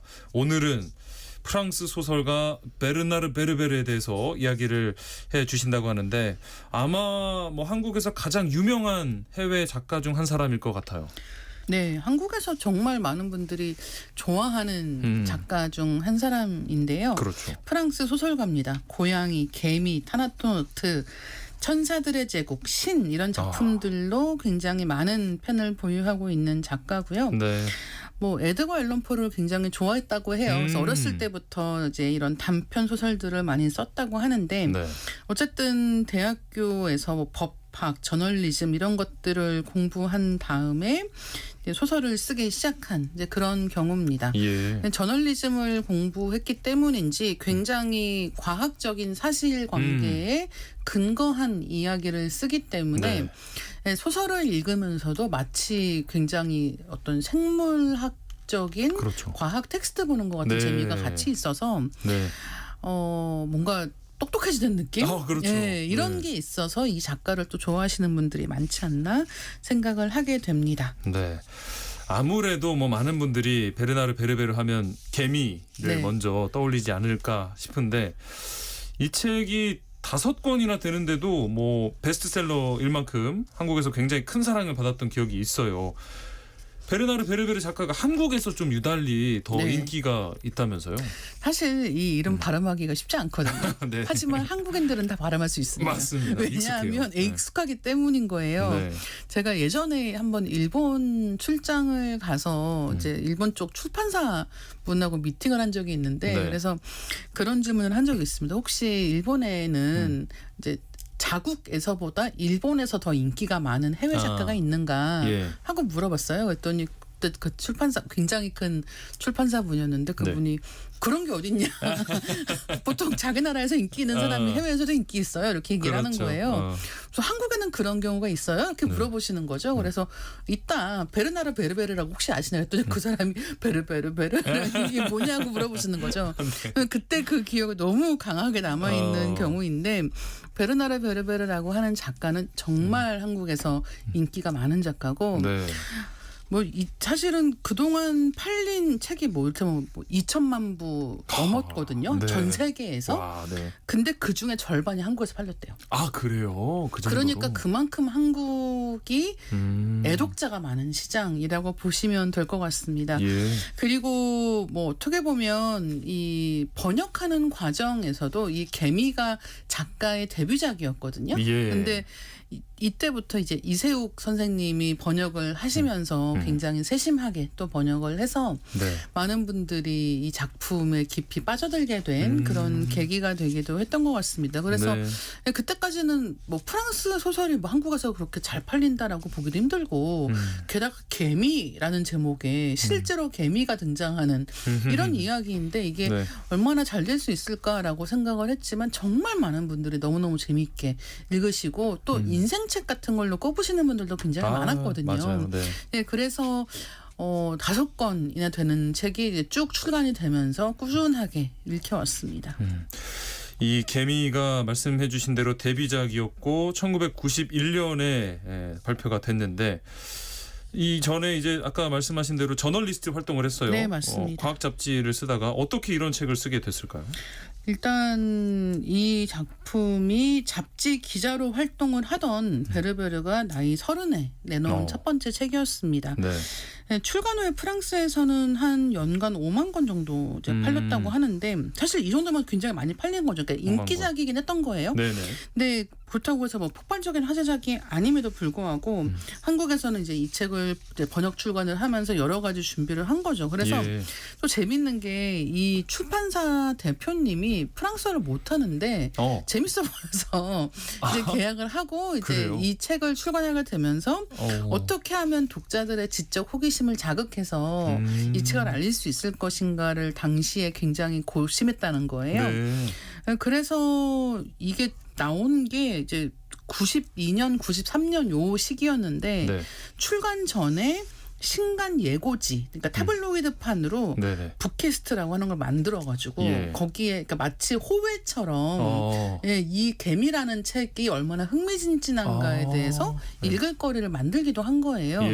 굉장히 공을 들였던 거죠.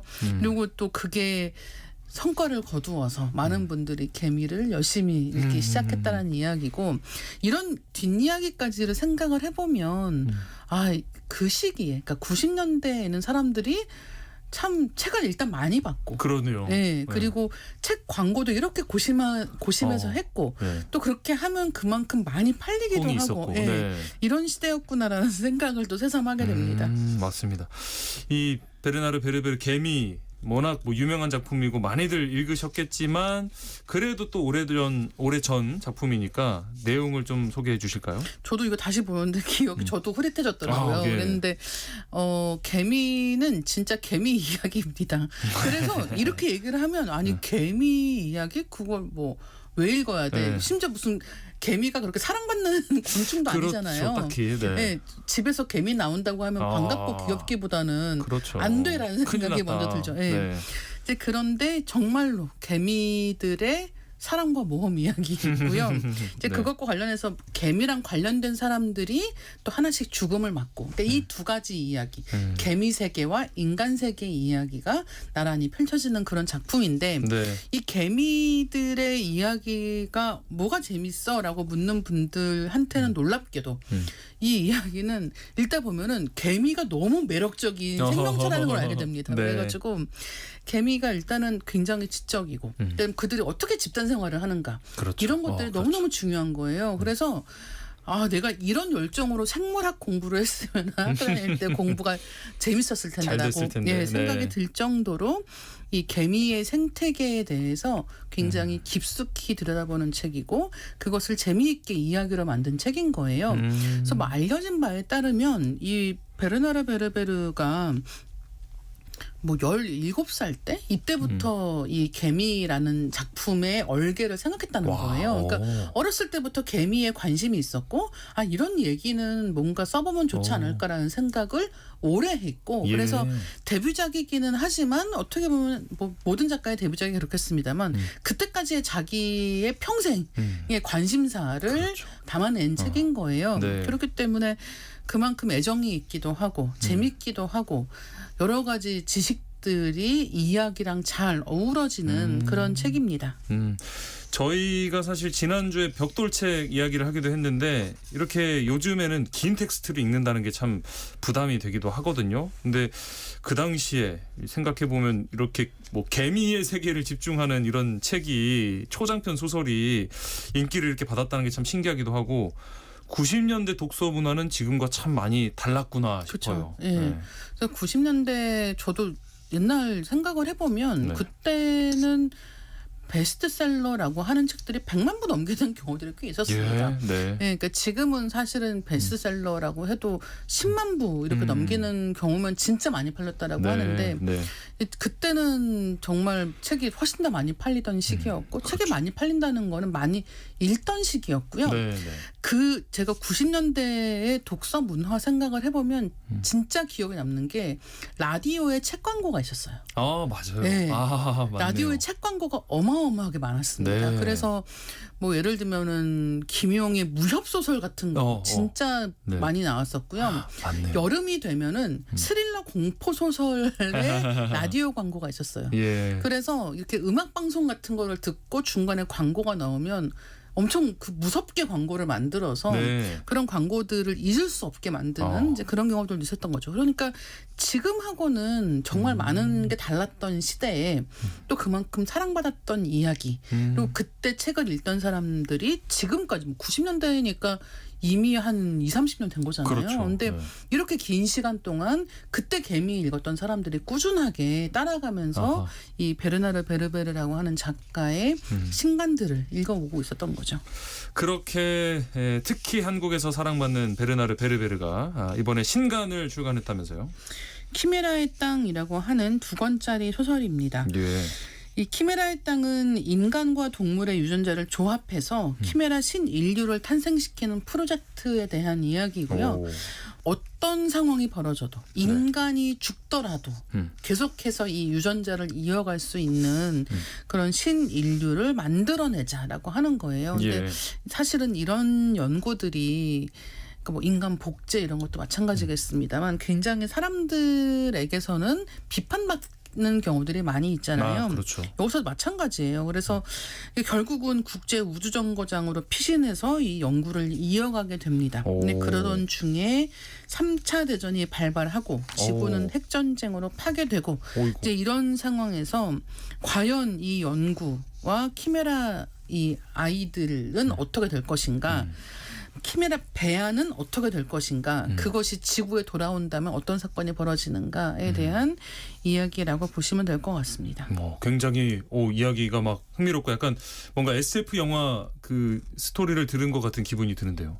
네. 이 정말 뭐 많이 보신 얘기지 않습니까? 이를테면은 뭐 새로운 인류를 만들어낸다. 그렇죠. 그래서 배아를 가지고 뭐 우주에 갔다가 뭐 이 지구로 왔다가 한다. 그 다음에 인간은 핵전쟁으로 절멸했다. 뭐 이런 식의 이야기들은 SF 영화에서 이미 시작할 때 이미 이런 일이 벌어진 다음일 때도 많지 않습니까? 네. 이제 그렇기 때문에 이제 이 작품에서 하는 이야기를 읽다 보면은 정말 영화 보는 것 같은 느낌이 드실 거고요. 네. 그다음에 베르나르 베르베르의 장점이라고 할 수 있는 그러니까 그냥 흥미로운 이야기에 더해서 이것에 뭐 어떤 과학적인 근거나 이런 것들을 장대하게 펼쳐내기 때문에 좀 신간에 궁금하셨던 분들은 재밌게 보실 것 같습니다. 그리고 이 베르나르 베르베르 하면 한국에서 많이 사랑을 받는다고 말씀을 드렸는데 그만큼 이 한국과 관련된 내용이 책에 종종 등장을 해요. 맞아요. 팬 서비스라고 해야 될까요? 네. 사실 그래서 그러니까 작가 본인도 알고 있는 거죠. 자기 그렇죠. 책을 한국 독자들이 얼마나 사랑하고 있는지를 잘 알고 있는 경우입니다. 그래서 왜 해외 뮤지션들도 서울 뭐 콘서트 같은 거 할 때 보면은 뭐 특별하게 한국 뭐 아리랑 같은 걸 부른다든가 뭐 이런 식의 뭐 아니면 인사말 같은 걸 준비하다든가 이런 거 많이 있잖아요. 베르나르 베르베르는 이 한국 사람들을 소설에 등장시키는 경우가 있습니다. 특히나 지금 베르나르 베르베르의 소설이 다 한 출판사에서 나오고 있거든요. 그래서 그 출판사 사장님 이름이 소설에 등장하기도 해요. 그러니까 이제 정말로 어떤 이 작가에게는 한국을 대표하는 이름 중에 하나겠죠. 네. 네, 그런 일이 있기도 하고 그래서 이 역사에 대한 이야기들도 소설 중에 등장하는 경우가 꽤 있는데요. 네, 그래서 뭐 예를 들면 이 제일 한국 조선인의 이야기 같은 것들도 조금씩 이 이야기 속에 들어가 있는 경우가 있어서 네. 읽다 보면 굉장히 반가운 마음이 드시는 경우들도 있을 것 같습니다. 그래서 항상 신작 나올 때 혹시 이번에도 뭐 있는 거 아니야? 이런 것들을 이제 호기심을 가지고 보시는 경우들이 많이 있는 거죠. 우리 이 한국 독자들에게 사랑받는 방법을 알고 있는 그런 작가라는 생각이 들고요. 네. 그리고 또 이 작가 작품 세계를 보면은 주로 뭐 개미, 꿀벌, 뭐 고양이, 그러니까 인간이 아닌 이런 주인공이나 소재들을 참 사랑하는 작가인 것 같아요. 정말 그 지적 호기심이라고 하는 말이 베르나르 베르베르 작가에게도 또 이 작가의 작품을 좋아하는 독자들에게도 다 통용되는 말이 아닌가라는 생각을 하게 됩니다. 네. 그래서 꿀벌의 예언이라는 책이 있는데요. 이게 사실 이 이야기는 뉴스 같은 데서도 보시는 분들이 계실 거예요. 네. 꿀벌이 멸종하면 그렇죠. 인류도 멸종할 망한다. 수 있다. 이런 식의 이야기 나온단 말이에요. 예. 네, 그래서 이 식물의 수분을 담당하는 꿀벌이라고 하는 존재에 대해서 깊게 들여다보는 이제 그런 책이고요. 그래서 이 외에도 뭐 고양이에 대한 책도 있고, 그러니까 네. 이 작가가 좋아하는 어떤 자연계의 이야기들을 어떻게 인간의 이야기와 엮을 것인가가 매번에 굉장히 큰 과제 같은 느낌도 있습니다. 그래서 제목만 봐도 이번에 이 사람이 어디에 관심을 두고 있구나 하는 것들을 그렇죠. 예측할 수 있다라는 느낌이 있습니다. 특히 좀 고양이를 좋아한다면서요? 예, 고양이라는 소설도 있고요. 예. 그다음에 고양이 시리즈가 있어요. 이게 예. 문명, 행성 이런 작품들이 요 시리즈에 들어가는데 그다음에 에세이도 있습니다. 그래서 이 에세이 제목이 상대적이며 절대적인 고양이 백과사전이라는 제목이에요. 예. 그래서 이제 인류의 역사 속에서 고양이는 그동안 어떤 일들을 해왔나 하는 것들을 이제 다루고 있는데요. 네. 그래서 인간이 농사를 짓기 시작한 1만 년 전부터 고양이가 우리의 옆에 있었다라고 하는 것을 밝혀낸다든가. 예. 근데 그러면서 이 역사 속에서 우리가 발견할 수 있는 인간과 고양이의 흔적들을 쭉 다루고 있는 그런 책입니다. 네. 자, 오늘은 작가 베르나르 베르베르의 책들 살펴봤습니다. 다음 주 수요일에도 이다혜 기자가 찍어놓은 북마크 공유해드리겠습니다. 오늘 말씀 잘 들었습니다. 고맙습니다. 네, 감사합니다. 세상의 모든 정보 오늘 순서 여기서 마무리하고요. 모바일 쿠폰 당첨자는 홈페이지 공지사항에서 확인하시면 됩니다. 끝으로 아이유가 피처링한 선우정아의 고양이 들으시고요. 저는 내일 다시 찾아뵙겠습니다. 행복한 오후 보내세요. 아나운서 임중이었습니다. 고맙습니다. 이렇게 금방 낚이는 시선